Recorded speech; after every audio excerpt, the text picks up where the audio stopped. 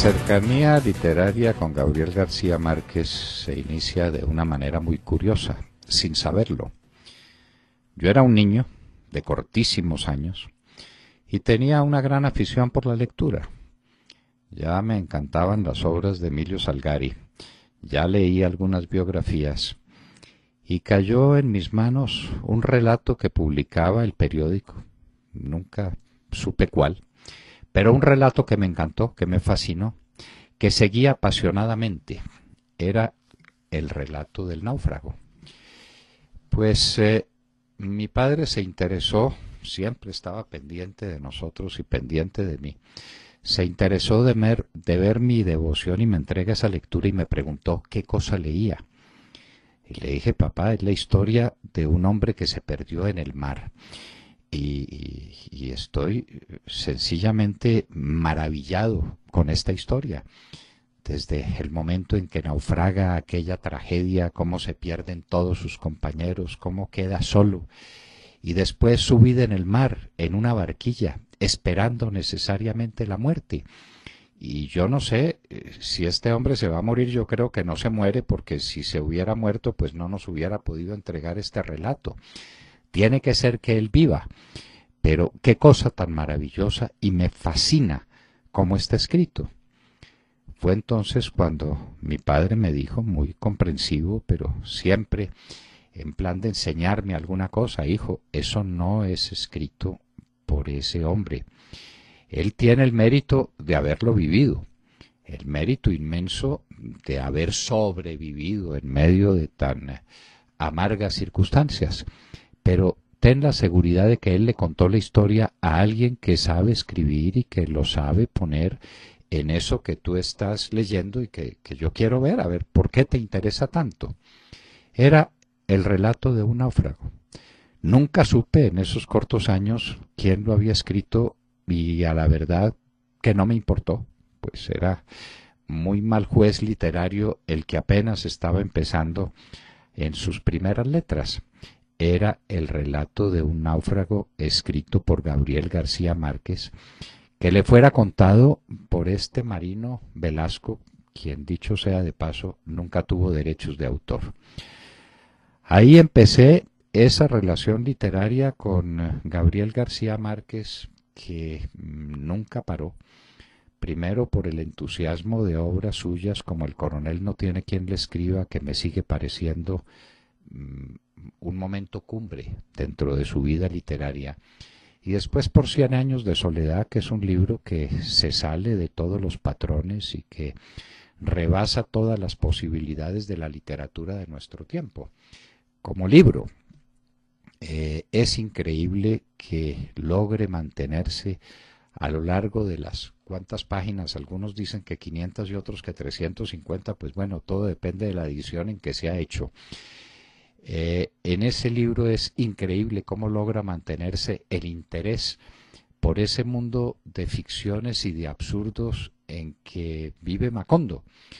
Y entonces, pues, aquello es sencillamente prodigioso, el manejo de un lenguaje lleno de sonoridad, cargado de adjetivos, que es la primera prevención para cualquier escritor, la negación de los adjetivos para dejarlos solos en el momento oportuno, para que brillen con luz propia en un mundo tan difícil como es el mundo literario.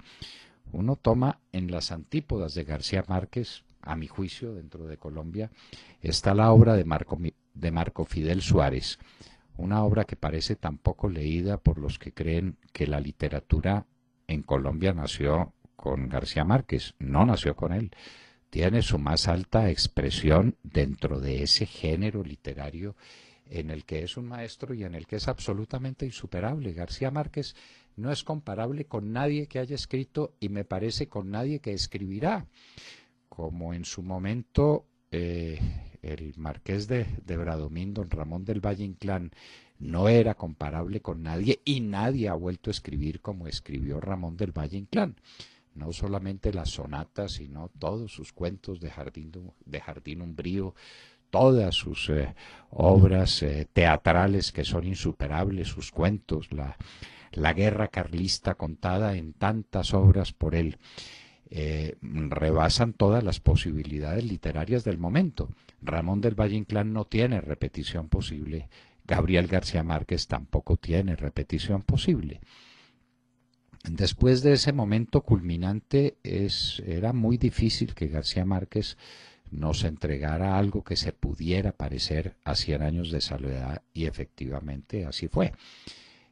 Los comienzos del amor en los tiempos del cólera parecían prometer algo similar y ni remotamente llega esa obra a los niveles de 100 años de soledad. Y hay otras enormemente discutibles para la crítica, cada uno dirá de ella lo que le parece. El otoño del patriarca me parece un intento largamente superado por Germán Espinosa en La tejedora de coronas. No tengo ninguna duda de que es superior La tejedora de coronas al otoño del patriarca, que es un libro que presenta un desafío en el que tampoco quiso insistir el propio García Márquez después, para llegar a obras que son lamentables, lo que suele pasar en un escritor prolífico. Pero Las memorias de mis putas tristes es sencillamente lamentable como libro, como obra, como novela, como estructura literaria. Y El general en su laberinto es también deprimente. Dicen que se metió en un momento todas las obras del Libertador entre un baúl y después escribió. Y resulta pues que el Libertador queda corto toda una vida para comprender el Libertador y para comprender esos momentos llenos de solemnidad y de grandeza en los que se despedía de esta tierra llorando lágrimas de sangre y toda la significación política que tiene.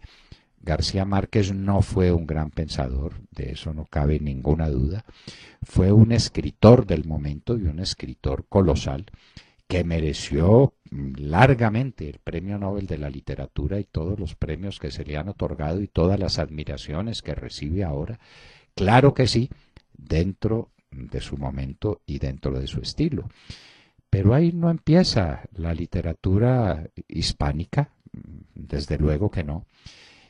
Quienes hacen alabanzas es porque probablemente no hayan leído otra cosa, pero uno no puede dejar de recordar en estos momentos en que se está haciendo la justísima alabanza de este escritor, que en nuestra lengua se produjeron obras como La Celestina, todas las obras del siglo de oro español que maravillaron al mundo, pues muchas de ellas escritas en verso. Muy difícil comparar a Lope de Vega con García Márquez, pero no puede decirse que lo de García Márquez es la obra poética más importante que se haya escrito sin recordar al Fénix de los Ingenios, o recordar a Tirso, o recordar a Calderón de la Barca, o recordar las grandes obras del ascetismo español, que son desde el punto de vista literario obras sencillamente espléndidas. Fray Luis de Granada y Fray Luis de León y Santa Teresa y tantos otros ascetas y místicos españoles que tradujeron a un lenguaje insuperable. Y por supuesto las obras de Villegas y las obras cumbres del pensamiento español en el siglo de oro. Y después viene aquel regalo que España le da al mundo, que es la generación del 86, donde lo encontramos todo. Encontramos la más exquisita poesía, encontramos el pensamiento, pues un idioma que produjo a Unamuno y que produjo a Menéndez Pidal y que produjo a Menéndez Pelayo, y que es sencillamente un tiempo prodigioso de eclosión del pensamiento y de eclosión de la literatura, inclusive transportada al mundo filosófico, como sucede con don José Ortega y Gasset y con Julián Marías. Y viniendo a Colombia, pues uno tiene que recordar que Tomás Carrasquilla también escribió, que Marco Fidel Suárez escribió Los sueños de Luciano Pulgar, que en nuestro modesto parecer no tiene posibilidad de superación en lengua española, como historias vivas, maravillosas, contadas sobre los grandes asuntos de su tiempo. y que hemos tenido novelistas del nivel de Benito Pérez Galdós y de Juan Valera, sobre todo de Benito Pérez Galdós, y después el Marqués de Bradomín, cómo contó sus historias a través de don Ramón del Valle Inclán, y cómo vino esa verdadera maravilla, esa perla de un nuevo idioma, de una nueva manera de decir las cosas en castellano con Federico García Lorca. Y la generación del 36, qué de hombres ilustres tiene. Y en Colombia, cómo evolucionan las letras y cómo llega, por ejemplo, en materia de pensamiento político a esa alta cumbre de la literatura política, que es la de Alberto Lleras Camargo, que seguramente se olvida porque se quiere olvidar intencionadamente. Esto, por supuesto, no significa nada en contra de la gloria de García Márquez, que ha producido uno de los libros capitales de nuestro tiempo, que no tiene imitación posible y que nadie lo intente porque perecerá necesariamente en el intento. 100 años de soledad no tiene una segunda revisión, como es absolutamente imposible que haya otro Quijote. Pues eso se dio una vez en la historia y no se repetirá nunca, ni en la historia de las letras hispanas, ni en ningún otro mensaje literario del mundo conocido o del mundo por conocer, como tampoco en materia dramática William Shakespeare puede tener parangón. Y no solamente pues es el Hamlet que todo el mundo recita o cree recitar, sino es toda la obra de Shakespeare, que es sencillamente grandiosa. El Mercader de Venecia y Romeo y Julieta y El sueño de una noche de verano, considerada en su conjunto, esa es una obra de unas dimensiones colosales. Aquí estamos en presencia nada menos que del boom latinoamericano, que le dio al mundo una nueva vida, a un mundo que estaba cansado y que estaba fatigado de una literatura romántica ya muy ensayada, que había tenido su cumbre con Los Miserables de Víctor Hugo, que es otra obra sencillamente colosal que no puede olvidarse. Y el boom latinoamericano puso a pensar en Latinoamérica con unos lenguajes y con unos hallazgos y con una fuerza expresiva. Borges tampoco es imitable y Borges tampoco es superable.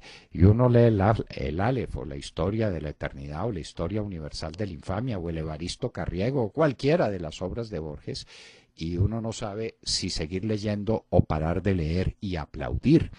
Y en materia novelística, como estructura novelística, nada que se parezca a Mario Vargas Llosa dentro de esa historia del boom.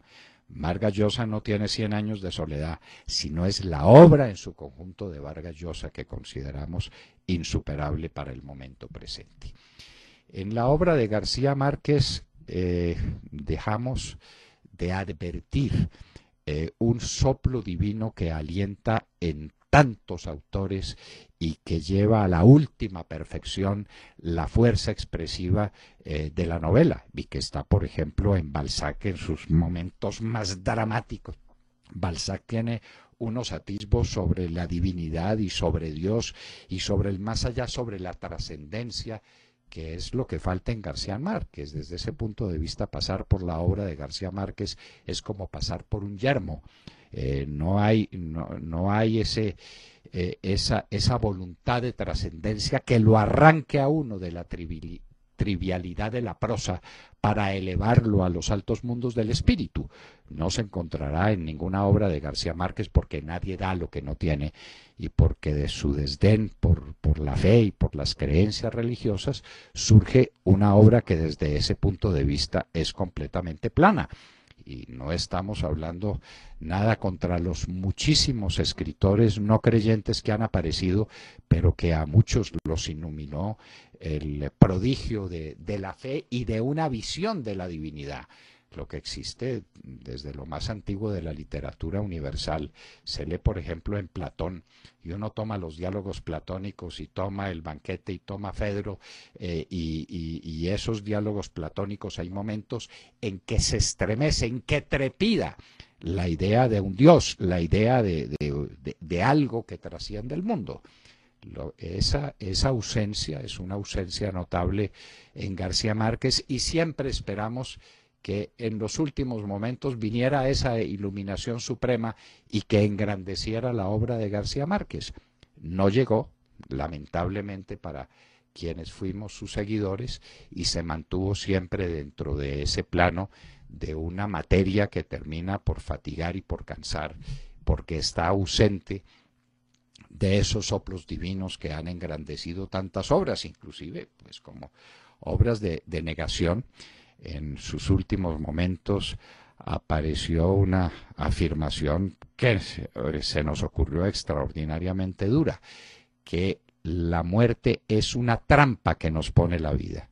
No, la muerte para el cristiano es una cosa tan distinta y tan alta y tan significativa que le da sentido a la plenitud de la vida. Y aquí tenemos que hablar de otro colombiano, otro gran colombiano, que muere al mismo tiempo con García Márquez, que es nadie menos que Andrés Uriel Gallego, que vivió y murió en función de la eternidad, de la trascendencia, de lo que significa la vida del espíritu. Es otra concepción que hay que mirar, que hay que estudiar y que hay que discutir objetivamente. Ha muerto, pues, sin duda, el colombiano más conocido en el mundo entero, que ha merecido aplausos por su obra cumbre, por 100 años de soledad en particular, en todas las regiones, de parte de todos los escritores y de parte de todos los conductores de la humanidad. No hubo presidente que no se manifestara por la muerte de este inmenso colombiano, que le debe a una inmensa obra, a 100 años de soledad, su justa fama. Ha muerto un grande de Colombia, no cabe duda ninguna, que vivió con una actitud bastante displicente hacia el país, como que estuvo ausente de él en gran parte de su vida. No fue, como lo quieren mostrar, un actor en todos los episodios de la vida colombiana. Al contrario, estuvo ausente de la vida colombiana, estaba pensando en otras cosas, estaba pensando en otro mundo. Colombia le ocupó muy poco, es la manera como lo vemos nosotros, contra todo lo que digan otros, en medio de una discusión que es perfectamente válida y a la que no nos podemos sustraer, porque no hay que caer en los excesos de la idolatría. La idolatría se presenta cuando la discusión se cierra brutalmente y cae como una guillotina sobre todos aquellos que quieren disentir, que quieren mostrar otro panorama, que quieren presentar otra visión de la vida. Pues si tiene interpretaciones, y a veces las más brutales, la vida y la obra de Simón Bolívar, el más grande americano de todos los tiempos, ¿cómo no la va a tener la obra de un literato en tanto tan discutible y tan merecedor de críticas que terminen por enriquecer su valor y por hacerlo comprensivo? García Márquez ha muerto. Dios, en su infinita sabiduría, se apiade de él, como pedimos que se apiade de todos nosotros. Es el mensaje que le damos a este gran colombiano que ha fallecido en México y cuyas cenizas se quedarán probablemente en México o vendrán a Colombia, sin que ello afecte para nada ni su memoria, ni su significación ni literaria, ni su proyección sobre el mundo. Acaban de escuchar el editorial del doctor Fernando Londoño en La Hora de la Verdad en Radio Red a las 7 de la mañana, 34 minutos.